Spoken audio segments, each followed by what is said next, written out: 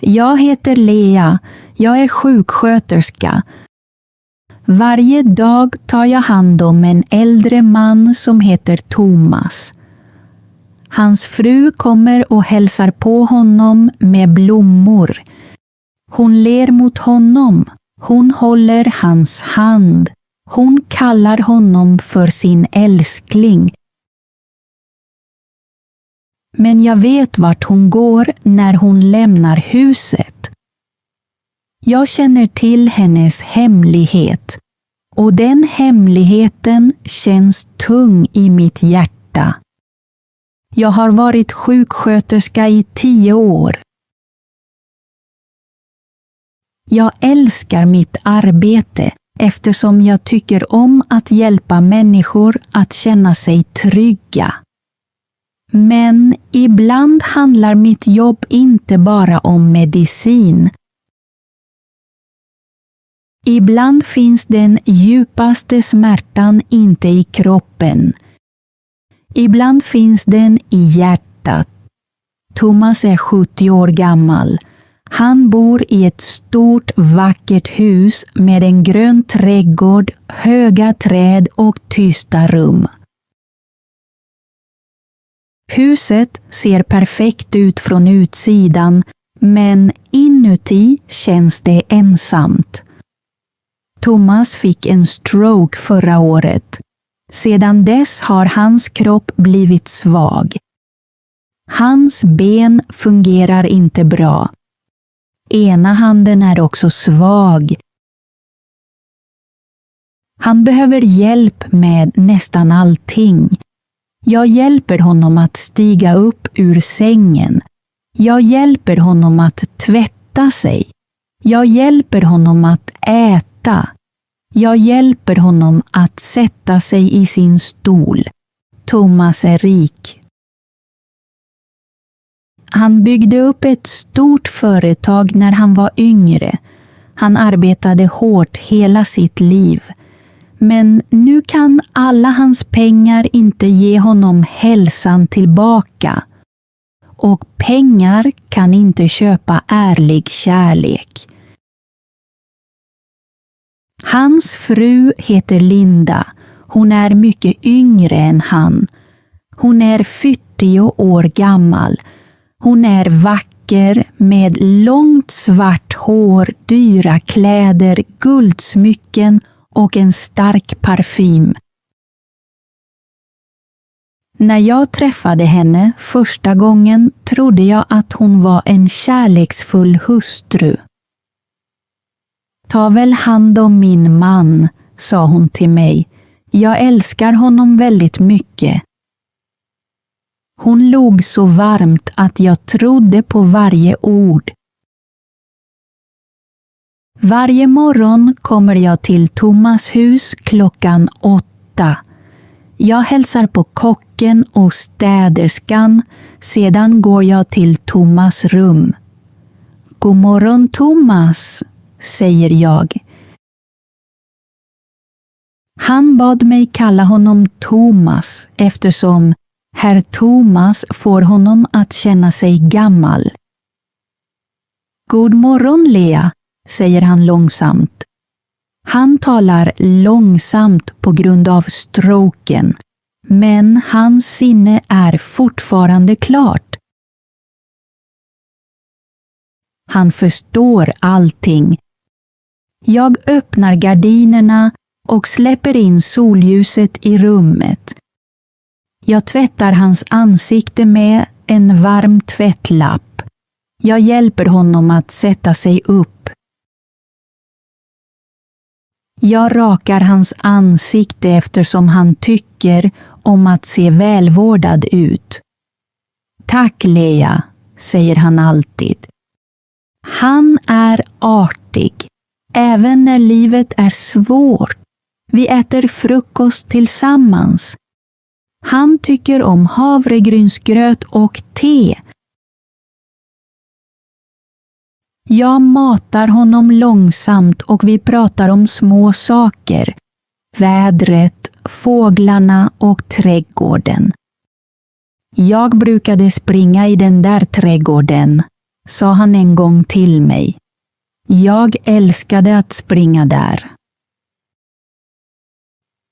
Då ska jag ta med dig ut i rullstolen idag, sa jag. Han log. 10:00 kommer Linda vanligtvis in. Hon har alltid med sig blommor, oftast röda rosor. God morgon, min älskling, säger hon. Hon kysser Thomas på pannan och sätter blommorna i en vas. Thomas ansikte förändras när han ser henne. Hans ögon lyser upp. Han älskar henne djupt. Du ser vacker ut idag, säger han till henne. Hon sätter sig bredvid honom och håller hans friska hand. Hon pratar med honom i några minuter, men hon stannar aldrig länge. Efter 20 minuter har hon alltid en anledning att gå. Jag har ett möte. Jag måste till gymmet. Min mamma behöver mig. Thomas klagar aldrig. Han säger bara, okej Linda, ha en bra dag. Sedan kysser hon honom igen och tittar på mig. Hennes ansikte förändras när hon ser på mig. Med Thomas är hon mjuk. Med mig är hon kall. Ta hand om honom, Lea, säger hon. Det ska jag, svarar jag. När hon har gått stirrar Thomas mot dörren. Hon är upptagen, säger han tyst. Det här stora huset är mycket arbete. Jag nickar bara eftersom jag inte vill såra honom. Men långsamt började jag lägga märke till saker. Sjuksköterskor lägger märke till små detaljer. Vi ser ansikten, vi lyssnar på röster. Vi märker förändringar som andra människor missar. Jag märkte att Linda alltid tittade på sin telefon. När ett meddelande kom läste hon det snabbt och log ett hemlighetsfullt leende. Jag märkte att hon klädde sig alldeles för fint för vanliga ärenden. Hon sa att hon skulle till gymmet, men hon hade sidenblusar och högklackade skor. Vem har högklackade skor på gymmet? En eftermiddag sov Thomas. Jag gick till köket för att hämta vatten. I hallen hörde jag Linda prata i telefon. Hennes röst var mjuk, allt för mjuk. Jag saknar dig också, viskade hon. Jag kommer snart, han sover. Sjuksköterskan är hos honom. Vi ses på vårt vanliga ställe. Mitt hjärta började slå snabbt. Hon pratade om Thomas. Hon pratade om mig. Sedan skrattade hon, som en ung kvinna som är förälskad. När hon vände sig om och såg mig blev hennes ansikte blekt för ett ögonblick. Lea, sa hon kallt, hur länge har du stått där? Jag kom bara för att hämta vatten, sa jag.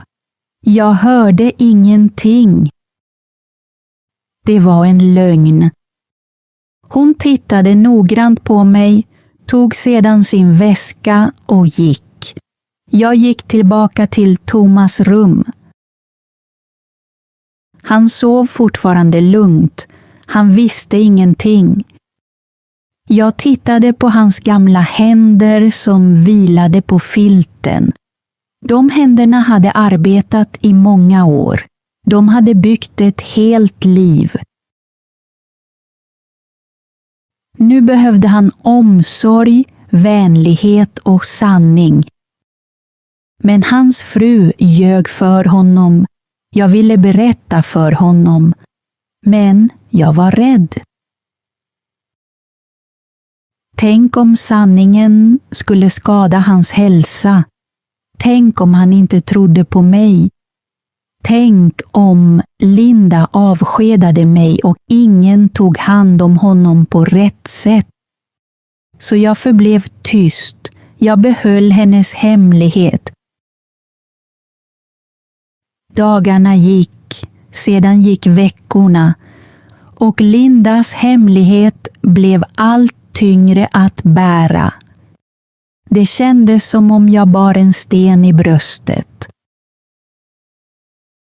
Varje gång hon kom in i Thomas rum med blommor och ett vänligt leende blev jag arg. Hon log. Hon tog hans hand. Hon kallade honom min älskling. Och sedan ljög hon. En tisdagsmorgon ställde hon röda rosor bredvid hans säng och sa: Jag ska på en välgörenhetslunch idag. Thomas log mot henne med kärlek i ögonen. Du är så omtänksam, Linda, sa han. Du tänker alltid på andra människor. Jag tittade ner på golvet och sa ingenting. Jag visste att hon inte skulle på någon välgörenhetslunch. Men jag höll fortfarande tyst. En kväll efter jobbet regnade det kraftigt. Jag slutade 6:00 och gick ut till min bil. Men när jag försökte starta den gav motorn ifrån sig ett konstigt ljud och stannade. Den ville inte starta. Jag ringde en bilmekaniker, men han sa att han inte kunde komma förrän nästa morgon. Så jag ringde en taxi. Föraren var vänlig och tyst. Han körde genom den regniga staden medan regnet slog mot rutorna. Gatorna glänste i ljuset från gatlyktorna. Vid ett rött trafikljus tittade jag ut genom fönstret. Vi hade stannat framför en dyr restaurang. Den såg romantisk ut med mjuk belysning och levande ljus på borden. Då såg jag en vit bil parkerad utanför. Jag kände igen den bilen. Det var Lindas bil. Mitt hjärta blev kallt. Jag tittade in genom restaurangens fönster och då såg jag henne. Linda satt vid ett bord nära fönstret. Hon hade en röd klänning på sig och såg vacker ut. Hon skrattade och höll ett glas vin i handen. Mittemot henne satt en ung man. Han såg ut att vara omkring 30 år gammal. Han hade mörkt hår och ett självsäkert leende. Han höll Lindas hand. Sedan lutade sig Linda närmare. Mannen lutade sig också fram och de kysste varandra. Det var inte en vänskaplig kyss. Det var inget misstag. Det var kärlek eller åtminstone begär. Trafikljuset blev grönt och taxin körde vidare. Restaurangen försvann bakom oss. Men bilden stannade kvar i mitt huvud. Nu visste jag säkert. Det handlade inte bara om ett telefonsamtal. Det var verkligt. Linda bedrog Thomas. Den kvällen gick jag hem till min lilla lägenhet, men jag kunde inte äta. Jag satte mig i soffan och tänkte på Thomas. Han låg säkert i sin säng och trodde att hans fru var på en välgörenhetslunch eller hos sin mamma eller hjälpte en vän. Han litade på henne och hon svek honom. Tårarna fyllde mina ögon. Det kändes så orättvist. Varför måste snälla människor lida på det här sättet? Den natten sov jag dåligt. Jag drömde att Thomas grät och bad mig om hjälp. Jag försökte svara honom, men inget ljud kom ur min mun. Nästa morgon gick jag till jobbet med trötta ögon. När jag kom in i huset kändes det annorlunda. Det kändes fullt av lögner. Jag gick till Thomas rum. God morgon Thomas, sa jag mjukt. Han var vaken och tittade ut mot trädgården. God morgon Lea, svarade han. Han vände inte på huvudet. Du ser trött ut idag, sa han. Jag sov inte så bra. Han nickade långsamt. Jag förstår. Jag hade också en dålig natt. Jag gick fram till honom och kontrollerade hans blodtryck. Det var lite högt. Känner du någon smärta? Frågade jag. Har du ont i huvudet? Ska jag ringa läkaren? Han vände sig till slut mot mig. Hans blå ögon såg mycket sorgsna ut. Mitt hjärta gör ont, Lea. Jag blev rädd. Ditt hjärta, menar du bröstsmärta? Han skakade på huvudet. Nej, inte den sortens smärta. Mitt hjärta gör ont på grund av livet. Jag stod helt stilla.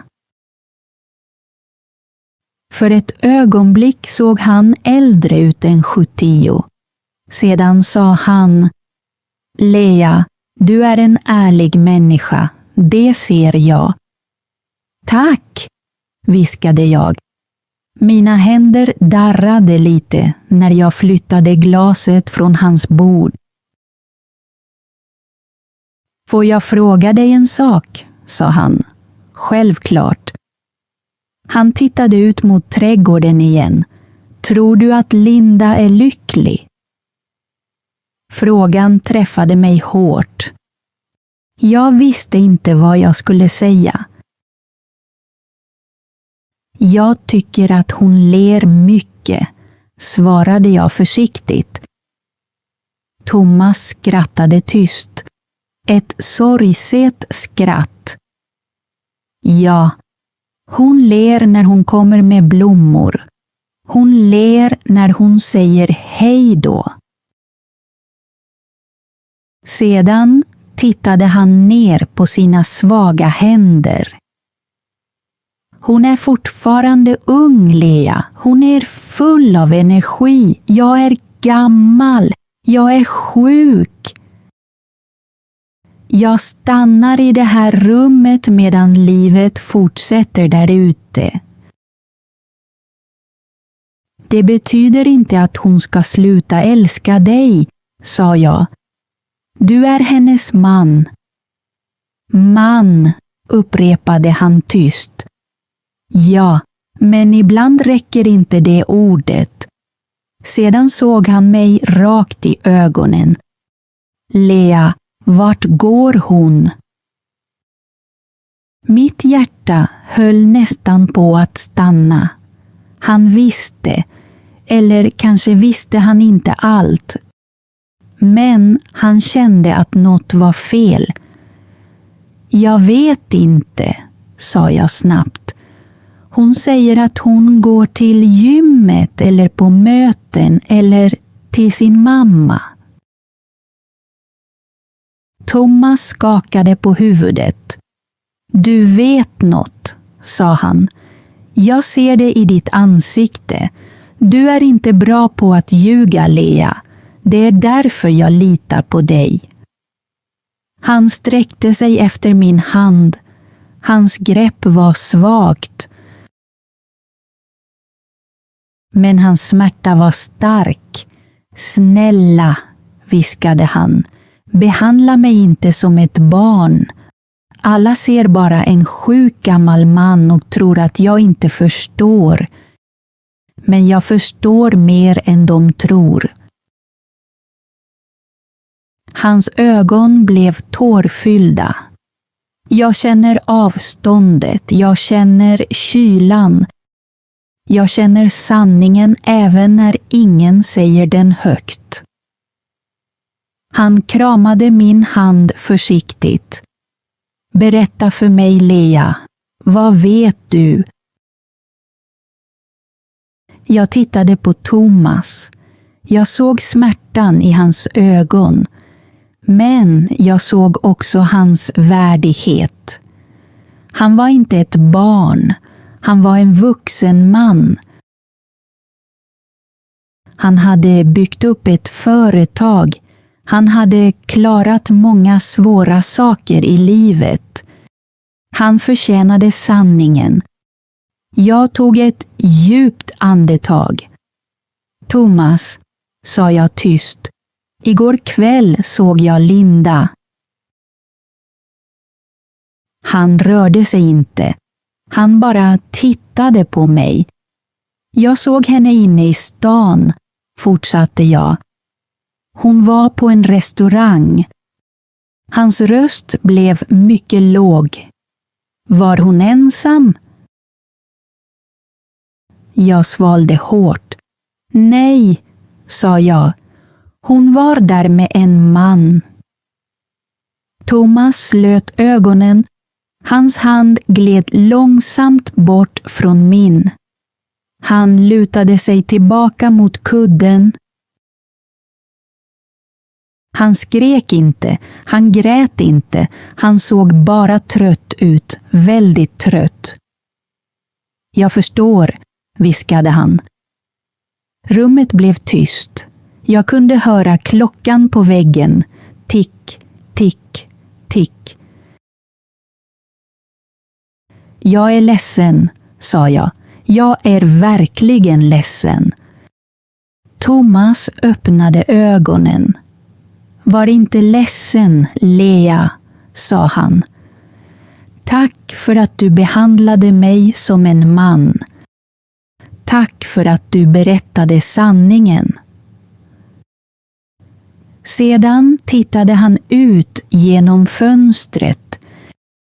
Jag tror att jag redan visste det, sa han. Mitt hjärta visste det, men hoppet kan göra en människa blind. Jag visste inte vad jag skulle säga. Vad tänker du göra? Frågade jag. Jag behöver tänka, svarade han. Just då hörde vi en bil utanför. Linda hade kommit. Thomas' kropp blev stel. Hon är här, sa han. Vill du att jag ska säga att du sover? Frågade jag. Nej, sa Thomas. Hans röst blev starkare. Låt henne komma in. Jag tänker inte gömma mig för sanningen längre. Några sekunder senare öppnades dörren. Linda kom in i en klargul klänning. I händerna bar hon en bukett gula tulpaner. God morgon, min älskling, sa hon med en söt röst. Hon såg glad ut. Hon såg oskyldig ut. Men nu kände alla i rummet till sanningen. God morgon, Linda, sa Thomas. Hans röst var kall. Hon gick fram till sängen och lutade sig ner för att kyssa honom. Thomas vände bort ansiktet. Hennes kyss träffade bara hans kind. Linda stannade upp. Thomas, vad är det som är fel? Thomas såg henne rakt i ögonen. Blommorna är vackra, sa han. Köpte du dem efter gymmet? Ja, svarade hon snabbt. I blomsterbutiken vid hörnet. Thomas tog inte blicken från henne. Eller köpte du dem efter middagen igår kväll? Rummet blev iskallt. Linda frös till. Vad menar du? Frågade hon. Jag åt middag med min mamma. Thomas lyfte sin svaga hand. Sluta, sa han. Snälla, sluta ljuga.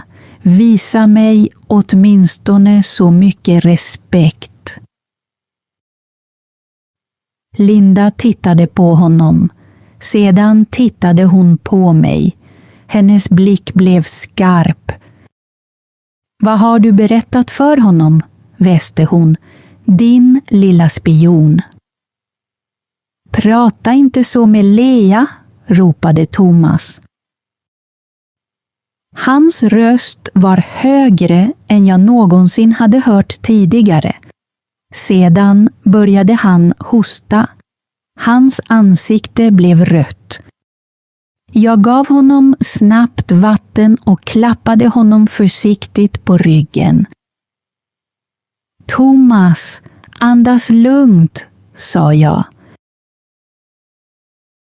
Linda stod kvar med blommorna i händerna. Hon såg fångad ut. Thomas, snälla, lyssna, sa hon. Nej, sa han. Jag har lyssnat på tillräckligt många lögner.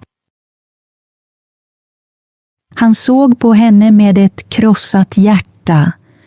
Jag gav dig mitt hem. Jag gav dig ett tryggt liv.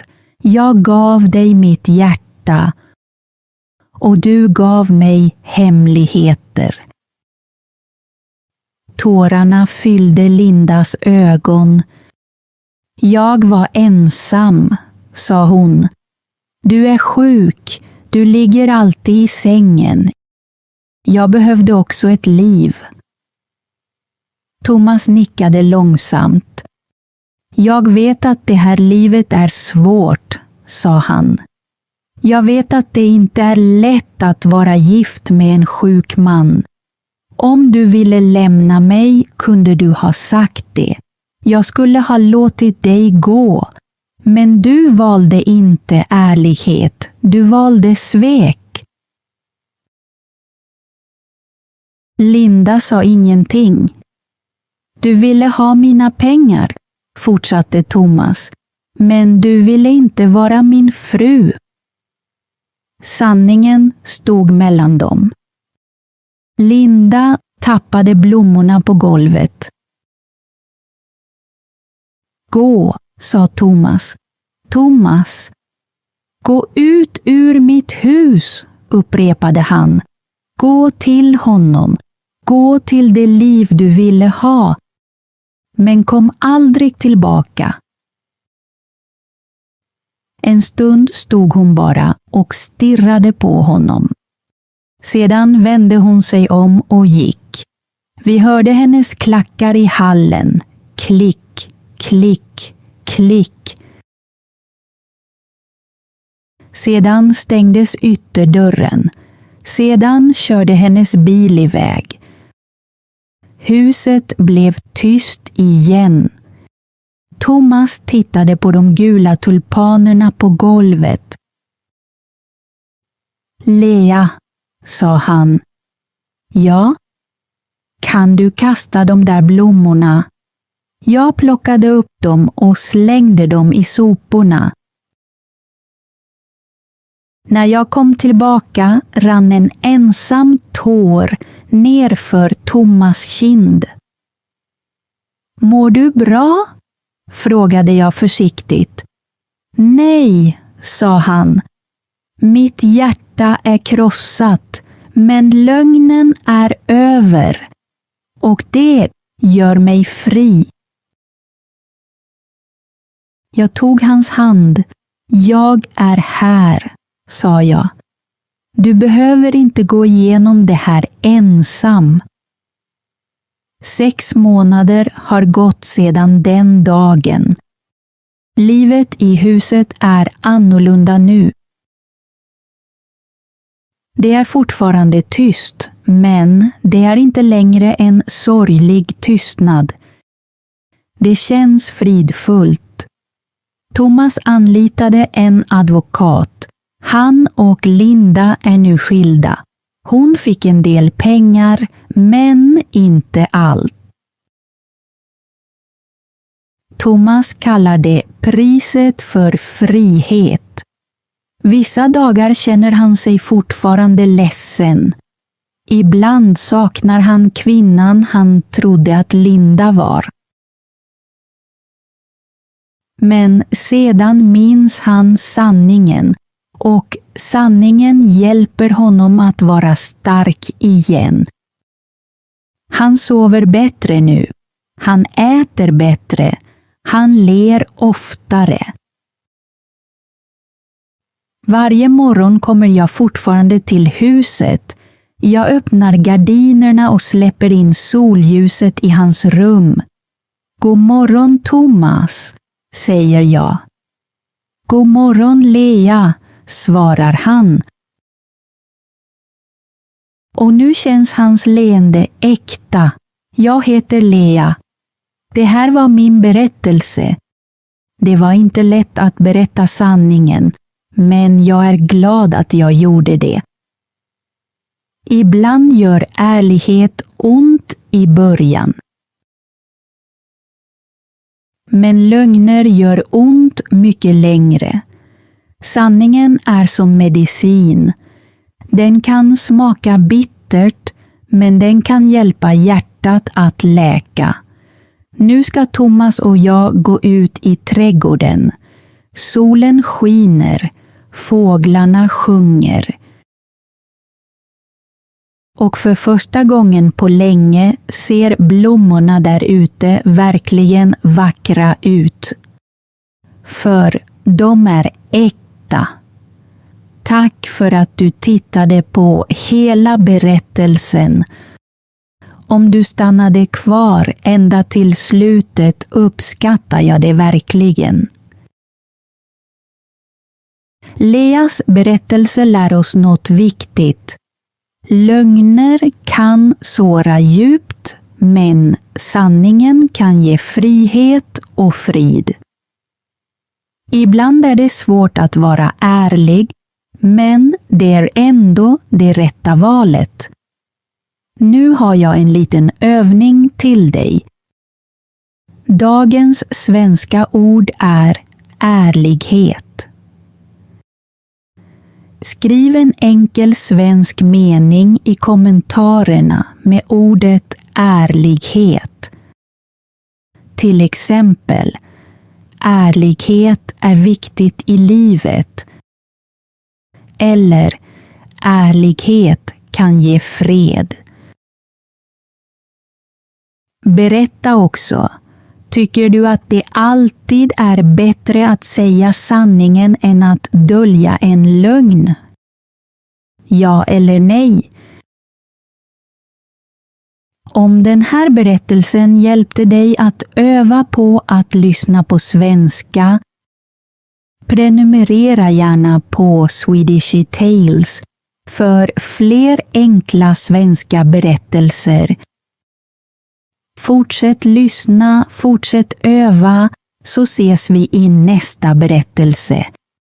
Hej då!